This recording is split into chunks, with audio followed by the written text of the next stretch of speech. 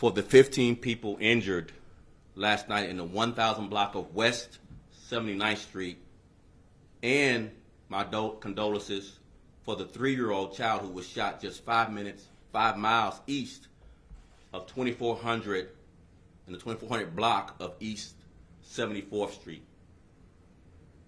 I'm going to quickly turn it over to Chief of the Detectives Brendan Denahan for more details on both of these shootings, and then I'll come back with further comments, and then the mayor will come up and speak, and then we'll take questions. Brendan?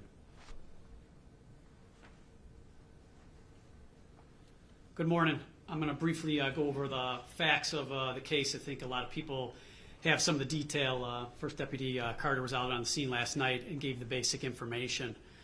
We know that there was a funeral taking place, and there were several individuals hanging outside of that location when a vehicle, a Malibu, came pulling around the block, and then you can see individuals from the Malibu discharge firearms into that crowd. What we know now, based upon the evidence, is members from that crowd also are armed with firearms and are shooting back at the Malibu. That car crashes, the original car with the offenders in it crashes. Those offenders flee on foot, making good their escape at this time, at which point all the officers and detectives arrive on the scene. We know now that that car used in the incident was stolen, so detectives are going to be working on that aspect of the case to see how and when it was stolen. As the superintendent mentioned, we have 15 people shot, and one of whom is still in extremely critical condition. We have another individual in critical condition. The rest of the individuals, the doctors believe, are going to make a recovery.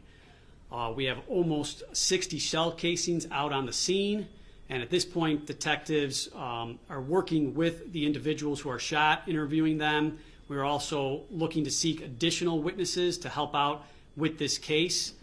We believe that there's individuals out in the community and out in the crowd who know the shooters, they know who did this incident. We're really seeking, please, to help the detectives with this investigation. This can't happen. You can't drive down the street and indiscriminately shoot into a crowd of people and then flee the scene and make good your escape. We know that the information is out there. The detectives want to arrest these individuals and bring them to justice. So we're seeking the community's cooperation to assist us in this investigation and remove these offenders from the street. Unfortunately, as the superintendent mentioned, not long after this, another 3-year-old child was shot in the head, and thankfully that child is in stable condition and talking. But in that incident, mother and father are out. It was late at night, and the child's in the seat, and they are at a gas station where an altercation occurs, and at which point, when the father's driving away, shots are fired into the vehicle, striking the child. At this point, the detectives have a long way to go in their investigation, and we're trying to get some more information on the mother and father. At this time, we don't have all the information that we need. We're trying to gain more cooperation from them, what they were doing in that area, why they were out at that time, and what exactly occurred. So that investigation is ongoing as well. So once again, I know that the community doesn't want this violence in the communities, and we're asking for the people to provide us with the information, allow us to build a case to move forward. So at that, I'm going to turn it back over to the superintendent. So let me start by just talking about what the violence really is involving. There are over 117,000 gang members in the city of Chicago. 117,000 gang members in the city of Chicago. That's not bad enough. They're broken down into 55 major gangs, broken down into 747 factions of those 55 major gangs. And those 747 factions are broken down into 2,500 subsets of those factions. I'm going to say that again real slow. 117,000 gang members in Chicago, 55 major gangs account for that 117,000, 747 factions, and 2,500 subsets of those factions. And any day of the week, any hour of the day, several hundred gang conflicts related to that 117,000 gang members. The details of the drive-by shooting that took place during the funeral at the Auburn Gresham neighborhood are already widely known, as Chief of Detectives Brendan Deanahan just mentioned. The victims range from good to serious condition. These victims were all wounded when shots were fired as family members and friends gathered to grieve the loss of a loved one who was killed in a drive-by shooting. As was mentioned, 6 hours later, a 3-year-old was traveling with her parents when their vehicle was fired upon by 2 men standing on the corner. The child was in good condition. She was shot in the head. Neither parent was injured. And I can't express this enough. My deepest condolences go out to all of these victims of the shooting. The cycle of violence in Chicago: someone gets shot, which prompts someone else to pick up a gun. This same cycle repeats itself over and over and over again. This cycle is fueled by street gangs, guns, and drugs. In the case of the funeral shooting, rival factions repeated this cycle. Too many people in Chicago have been touched by gun violence, and the response too often is picking up a gun to seek vengeance. There is no comfort in revenge. None. Put your guns down.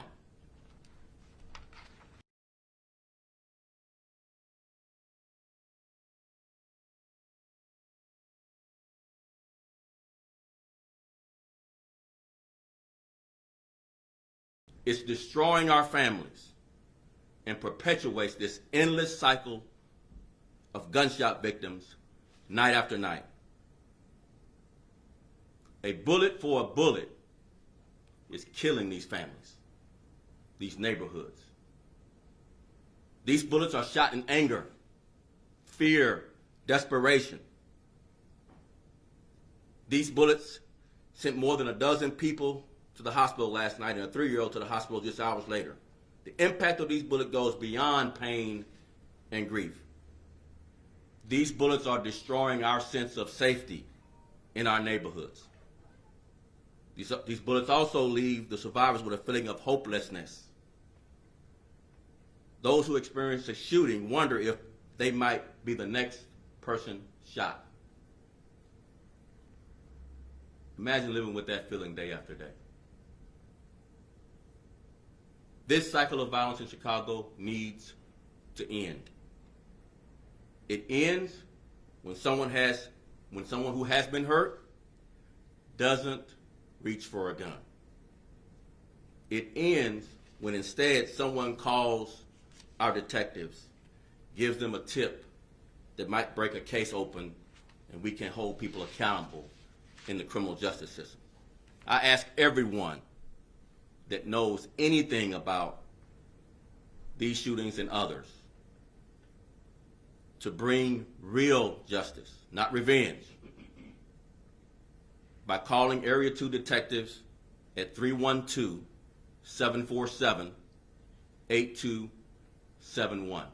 I'll repeat, 312-747-8271. You can also contact Chicago's anonymous tip line, cpdtip.com. The anonymous tip line is cpdtip.com.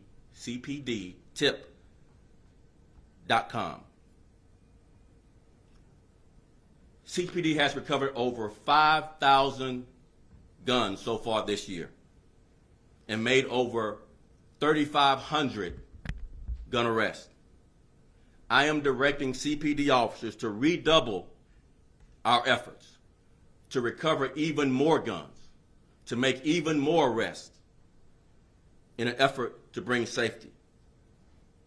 And we want to do this in a larger deployment strategy, more of a centralized deployment with a large group of dedicated to our hotspots of violence and crime, to include engaging the community with positive interactions with our young people and their families. Put down the guns. Put them down. End the cycle. End it today. We can do this, but it can only happen one neighborhood at a time. With that, I'll turn it over to the mayor. Mayor?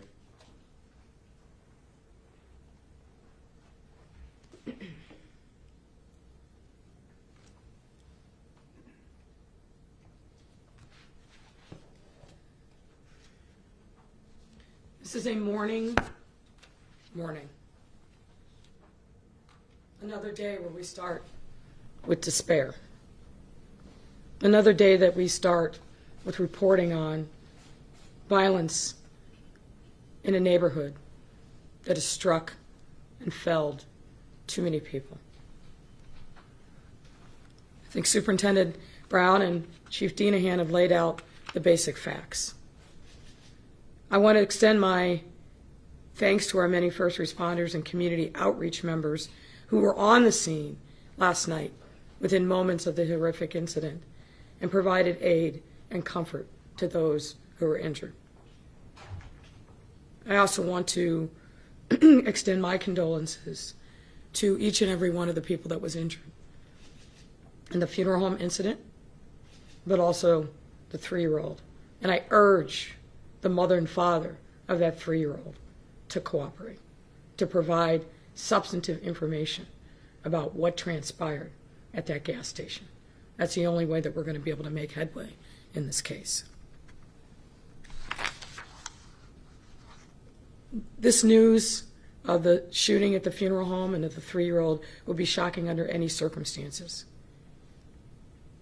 But what makes this incident especially heinous is that those shooters took advantage of families and friends who were gathered to mourn the death of a young man who himself had lost his life just the week before. The ongoing battle that seemingly spreads from day to day, block to block, as we fight throughout the summer to end this carnage. And as you heard, in a separate incident about 5 miles away, a 3-year-old in the back seat of her parents' car got shot after the father had an encounter with someone. By the grace of God, she is still with us, but she's in serious condition. To the families of the victims, last night, but also before, you are experiencing an even new level of trauma and pain, and I recognize that each one of these new incidents triggers your pain, your grief, and your trauma. For anyone who needs help, I encourage you to call 311. We have resources that are at the ready and available for you. If you just need someone to talk to, if you need support in this difficult time, we have city resources that are available for you. Please don't hesitate to call 311. This is a difficult time to stand here because of the pain that we're all feeling. We all had restless nights last night, me included. But I woke up this morning even more resolved to do everything that we can to stop this violence. You've heard me say this before. Violence is a symptom of communities that are crying out. Young men who don't believe that they have a future other than being part of one of these gangs or factions or cliques, who believe that their future only lies on a corner and not college or career. We cannot abandon, and we will not abandon, our support and our continued determination to turn around their future and to end the pipeline that leads to these gangs to claim another young man for them, but not for the young man or their family or their community. And I have to say again, to the cowards behind these shootings, and cowards I think is the right word here, we have to ask you to find your humanity. The superintendent is right. This senseless violence, this cycle of retaliation, picking up a gun, many times in petty grievances, picking up a gun that solves nothing but causes so much lifelong pain.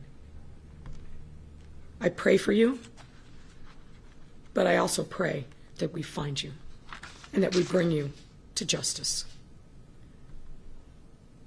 Speaking as a mayor, you encounter some very difficult circumstances, and certainly this is one. But there's nothing that tears at my heart, that causes me sleepless nights, but also makes me resolve to bring justice to the victims in our city who deserve better and who need us to step up for them even more. We have all witnessed far too much recently. We need to make these moments of grief and anguish a thing of the past. There have to be safe places, a code of conduct in every neighborhood. But as you all know, this is more than just a challenge for our police department. It's a challenge for us as mothers, as fathers, as family members, as neighbors. We all are called in this season to think about what we can do. Not just think, but to act. There are too many of our young men that are growing up without a sense of values, without a sense of humanity, and without understanding the preciousness and the sanctity of life. We have to do better as a city, as a community, as a neighborhood. Our mission has to include making sure that we hold those responsible for these crimes and others responsible. We cannot give the killers, the shooters, any shelter. I'm asking anyone with information to please step forward. You can provide information anonymously by calling 311, by submitting a tip to cpdtip.com. That's anonymous and it is safe. Someone listening at this moment knows who is responsible for these and other crimes. Someone listening has valuable information that could lead to their apprehension and to bring a measure of justice to the victims.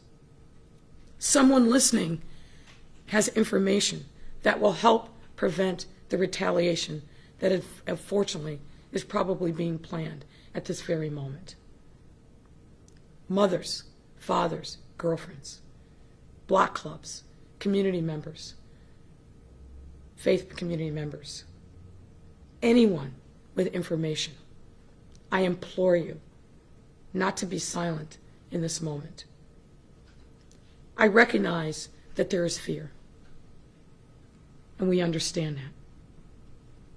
But if we are silent, the violence will continue. If we are silent and we do not step up in this moment to provide information anonymously and confidentially and safely, the retaliation cycle will continue to repeat itself. In this season, we are suffering as a city. And in the words of the great poet Robert Frost, the only way out is through. We need to continue to lean into our faith and to depend on each other. We need to find our sense of humanity, our sense of community, and make sure that every single day we are doing everything we can to reach out to these young men, to break the cycle of violence, to show them